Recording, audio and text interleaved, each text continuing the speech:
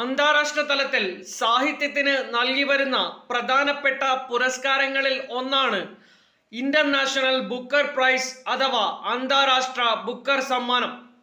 2005 launch ചെയ്യപ്പെടുമ്പോൾ ഓരോ 2 വർഷം കൂടുമ്പോഴുമാണ് ഈ പുരസ്കാരം നൽകി വന്നിരുന്നത്. തുടക്കത്തിൽ ഈ പുരസ്കാരം മാൻ ബുക്കർ ഇന്റർനാഷണൽ പ്രൈസ് എന്നായിരുന്നു അറിയപ്പെട്ടിരുന്നത്. 2016 മുതൽ ഇന്റർനാഷണൽ ബുക്കർ പ്രൈസ് എന്നറിയപ്പെടുകയും ഓരോ വർഷം പുരസ്കാരം നൽകി വരികയും ചെയ്യപ്പെടുന്നു.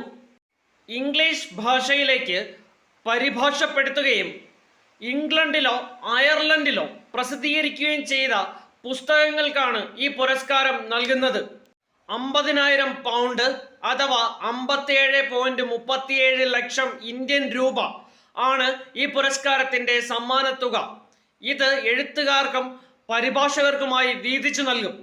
2025 ഇന്റർനാഷണൽ ബുക്കർ പ്രൈസ് പ്രഖ്യാപിച്ചു കഴിഞ്ഞു. പുരസ്കാരം നേടിയത് കന്നഡ എഴുത്തുകാരി ഭാനു മുഷ്താഖാണ്. അവരുടെ ഹാർട്ട് ലാമ്പ് എന്ന കളക്ഷൻ ഓഫ് സ്റ്റോറീസിനാണ് അവാർഡ് ലഭിച്ചത്. 12 കഥകളടങ്ങിയ ഈ കഥാസമാഹാരം ഇംഗ്ലീഷിലേക്ക് തർജിമ ചെയ്തത് ദീപ ഭസ്തിയാണ്. ഇന്റർനാഷണൽ ബുക്കർ പ്രൈസ് നേടുന്ന ആദ്യത്തെ കഥാസമാഹാരമാണ് ഹാർട്ട് ലാമ്പ്. 2022 മുൻപ് ഒരു ഇന്ത്യക്കാരിക്ക് ഇന്റർനാഷണൽ ബുക്കർ പ്രൈസ് ലഭിക്കുന്നത്.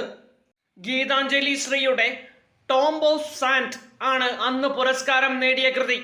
മലയാളത്തിൽ ഈ പുസ്തകത്തിന് പരിഭാഷ വന്നിട്ടുണ്ട്. മാതൃഭൂമി ബുക്സ് പ്രസിദ്ധീകരിച്ച ആ ബുക്കിന്റെ പേര് മണൽ സമാധി എന്നാണ്.